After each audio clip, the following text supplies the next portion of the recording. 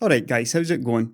My planned video for last week got delayed, but you'll see it soon. In the meantime, I've decided to quickly throw out an update early in the week. As you'll see when my previously planned video launches, this tech tuber job has one or two drawbacks, and it's just my personality to generally focus more on those. It also carries one or two perks, however, and one of my favourites is getting early access to information. Perhaps that's better described as leaks. That's what happened with the Turing release. When I was leaked all the RTX stuff, 2000 series, TU104 codename, prices, etc. So just be aware of the difference between speculation/analysis and leaks, as obviously I do deal in both. But even in the case of leaks, I do still need to be careful, as information may be misinterpreted by the leaker, or myself in fact. But generally speaking, leaks can be taken pretty seriously as near guaranteed truth. Now obviously I've been leaking some EPYC information on AMD's next generation server chip, codenamed Rome,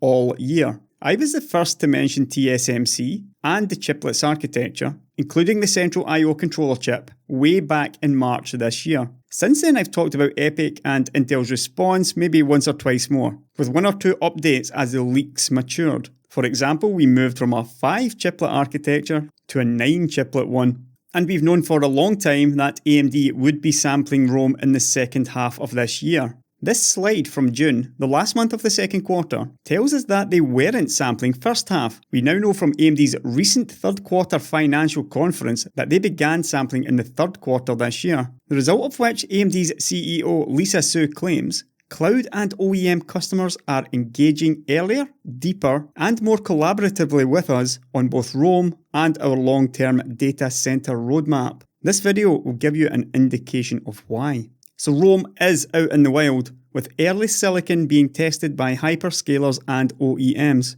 And here's what I was recently told. Chiplets are confirmed. Again, consider this one absolute fact now.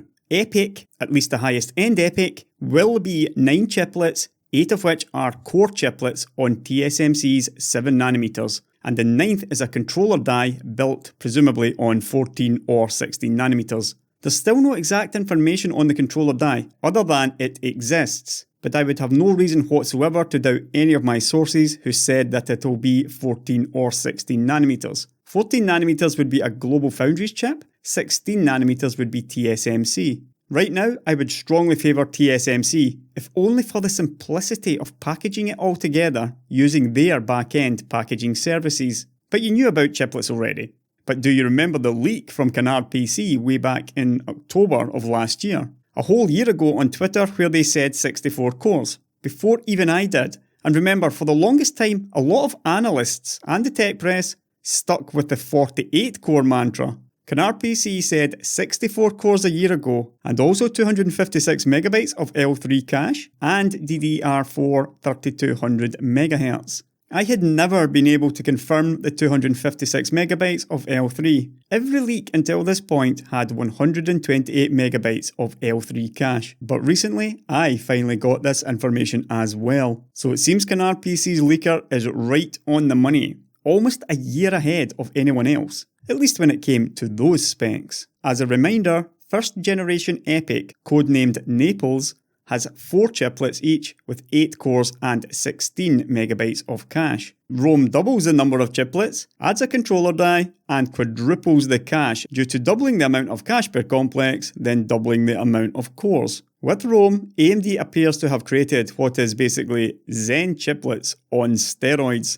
Now clearly AMD has been able to do this due to the new 7nm process, without which this 9-core chiplet package would have power consumption on par with Vega and Fermi. Anantech compiled a comparison chart a few months ago, and we can see the kind of improvements TSMC's 7nm brings versus their 16nm FinFET Plus, which is the node chips like Nvidia's Pascal were manufactured on. So that would be either 60% power improvement at the same clock speed, or 30% improvement in performance at the same power. You don't get both, with a maximum area reduction of 70%, simply put. And let's use the Zeppelin die for this, the Zen chip, as the example. This should theoretically mean that a 100 watt, 4 GHz, 200 square millimeter Zen chip built on TSMC's 16nm node would now either be a 40 watts, 4 GHz 60 square millimeter chip or a 100 watt 5.2 GHz 60 square millimeter chip. The area reduction is always applied.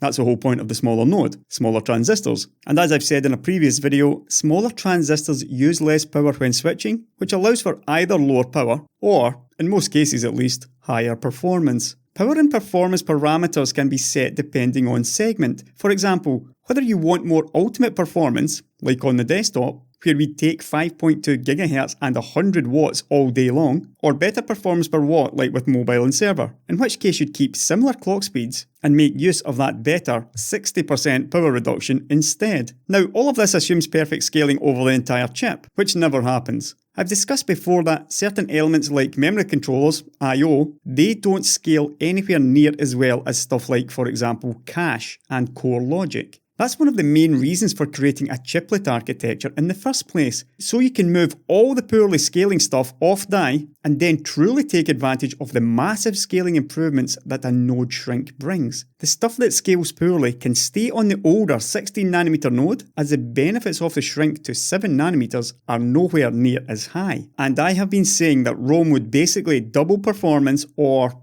be twice as fast as the competition for some time now.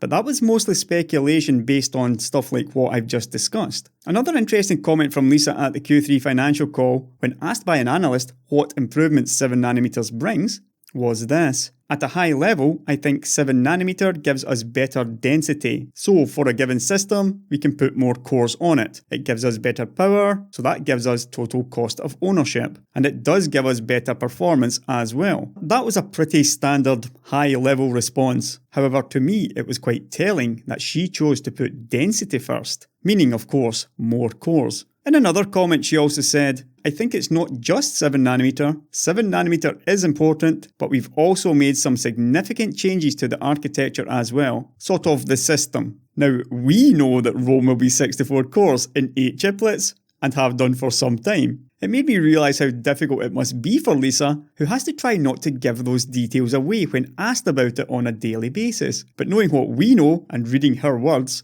is quite interesting anyway. Recently there had been, let's call it, murmurings of TSMC's 7nm node perhaps not being in amazing shape. And I also picked up a rumour or two of Rome's clock speeds being very low, like sub 2 GHz low. I've learned to treat rumours with varying degrees of suspicion depending on where, or more like whom, they originate. However, in this case I felt that around the 2 GHz mark probably isn't that far off for a 64-core 128-thread CPU. However, that was my analysis based on what must be very early silicon doing the rounds a couple of months ago. Remember, AMD only just started sampling in Q3, and the earliest samples will clearly be the earliest silicon. So let me just explain that part. Chips go through a series of revisions, or steppings as they are known in the industry, until they are finally ready for mass production. Both AMD and Intel label their first silicon, that is the very first chips that they get back from manufacturing, as A0. Sometimes an A0 chip will come back running absolutely perfectly, in which case there's no reason not to go full steam ahead and put the chip into mass production. Of course, assuming that the manufacturing node has yields that are mature enough to warrant mass production. If the A0 silicon isn't perfect, or worse, just completely dead, the errors will be fixed and the updated chip sent back to manufacturing for another revision. It'll come back a couple of months later as A1 silicon. If that's still not quite right, the process goes on and a couple of months later,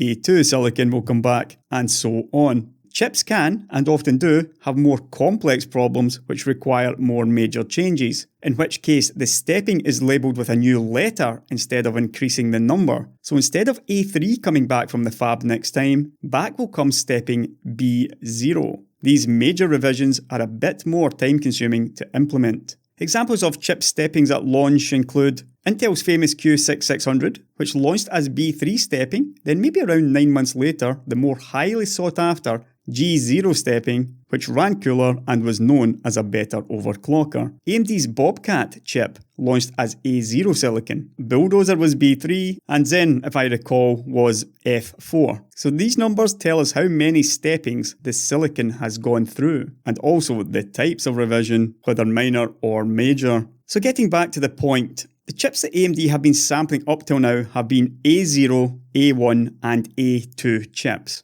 There may also be an A3, but the previous three certainly exist. All these previous chips have had fairly serious flaws, rendering them completely non-mass production ready. For example, they would crash frequently and multiple parts of each CPU need to be disabled in order to run benchmarks at all. So there is of course a B stepping incoming soon, which will presumably fix that and anything else major. So we should expect Rome to launch as either B0 or B1, possibly B2 if more issues pop up. Of course, there's no guarantee that a second major, C stepping, won't be required afterwards. It's these revisions, or steppings, to fix the errors which are the main reason why the launch of new chips get delayed. From the information I've gathered, AMD recently showed an A stepping chip with alpha motherboard and BIOS where performance was between 70 and 80% faster than their fastest 32-core Naples chip. Performance will obviously depend on workload, and this is almost certainly 64 cores versus 32 cores in a highly threaded load. Clearly. Furthermore, the chips were crippled in memory channels and likely had no turbo functionality. Regarding clock speeds of the new chips, AMD may be suggesting that the current clock speeds of Naples are likely to be matched. So the fastest EPYC 7601 today is 2.2 GHz, 2.7 GHz all-core turbo, and 3.2 GHz boost. Simply put, double the cores at the same clock speeds and whatever IPC gain the double cache and other architecture improvements bring, and there is little reason to believe that Rome won't be, at least, twice as fast as anything currently available today at the same power. Now looking through my notes at some other specifications and quotes, some of this stuff was really interesting. We'll start with, it's possible to do 2 cores on extreme frequency. Remember we're talking server guys here, but extreme frequency is likely to be at least above 4.5 GHz. That's pure speculation, but that's just what I would assume. Perhaps even 4 GHz is extreme? I'm not sure I would have used the word extreme for that though. Next up, 1 or 2 sockets per server with a single NUMA domain per socket. So this goes back on a previous rumour where up to 4 sockets may have been suggested. The reason for this appears to be there's really not much need when you already have more cores and I/O than your competition has on 4 sockets. I'm sure we'll hear more about the single NUMA domain per socket and what AMD has done there soon, possibly on the 6th of November. Up to 4 TB of RAM per socket with launch support for Samsung's recently launched 256GB DIMMs. This one was interesting. Prices will be in between Naples 32 core and Intel's 28 core, but closer to Naples 32 core. Now, Naples was around about $4,000 and Intel's 28 cores closer to $8,000. So based on that, I guess we're talking $5,500 to $6,000 for the highest end Rome CPU.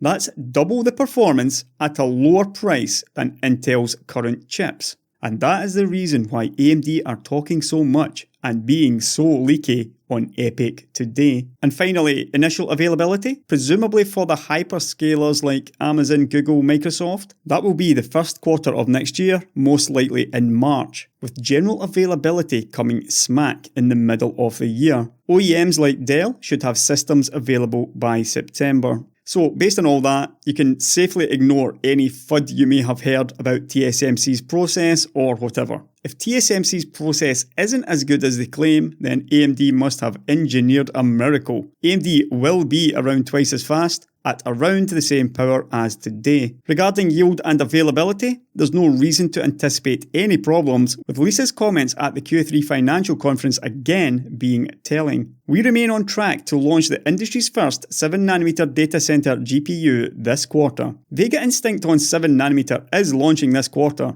of which we only have 2 months left. It is a fairly large chip this early on in the process, around 350 square millimeters. The Zen 2 chiplets, even with the doubled cache, will likely come in around 100 square millimeters in size. And if AMD can yield a 350 square millimeter Vega, they can certainly yield 100 square millimeter Rome chiplets. The main reason why Vega is launching first is likely due to Vega coming back in really good shape at A0 or A1 silicon. so look out for that. And when asked by an analyst about TSMC's production and the EPYC ramp, Lisa said, "Well, we have a great relationship with TSMC. I think they're very supportive of our roadmap in 7nm. So it's not due to any supply constraints. It's just due to the time that we believe it will take for vendors to really qualify new systems." Only in the last video I talked about how AMD/ATI and TSMC used to collaborate closely on new nodes for graphics, all the way up to 28nm. It seems after a short break at 14nm, they're back doing that again. Now though, the emphasis is on the very high margin data center chips instead of consumer GPU, and that's what makes sense from a company perspective. Now regarding Intel and 10nm, many analysts are still just not getting it. Intel needs both a new architecture and a working node. Their next node, call it 10nm plus, 10nm minus, or whatever you want, odds are it will appear late 2019. But without the architecture, they're still a mile behind. With their monolithic chips, even on 10nm, there's just no chance they can yield server chips large enough to compete. And so for this last part, what I heard, and I'm treating all of this as rumour, and you should too, at least 2 major server OEMs will not release any new servers based on Intel CPUs until 2021. All we're going to see is Cascade Lake, a midlife kicker based on what they've got today until that point. Basically, an incremental upgrade on what is already available now for the next 2 to 3 years. But what about Cooper Lake, the dual chip monster I talked about last video?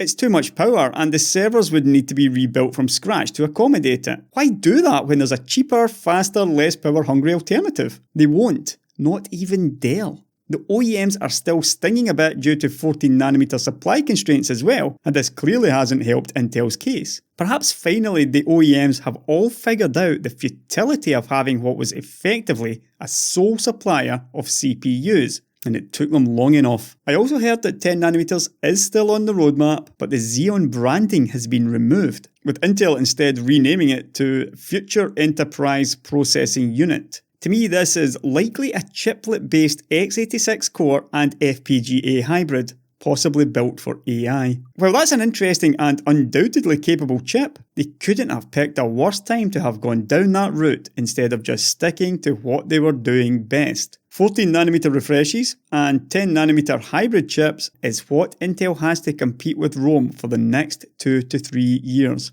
and it is nowhere near good enough. And finally, AMD has something else coming as well. It's called Zen X. I could speculate all day on what it is, but that is literally all I know about it for now. As you're well aware, the letter X generally signifies something extra or extreme, and there's little reason to believe otherwise in this case. Given this is server talk, expect it to be a server offering, but you never know what might turn up on the desktop also. 2019 isn't far away and it will be a watershed moment in the CPU industry. AMD's advantages are crushing. They know it, Intel knows it, the hyperscalers know it, and even Intel's staunchest OEM allies finally know it. Franken chips and 14nm rebrands simply won't cut it. But I'm done for now. Look out for the video that didn't get released last week, this week, and I'm going to put my head down and get on with the following one as well. I'll catch you later, guys.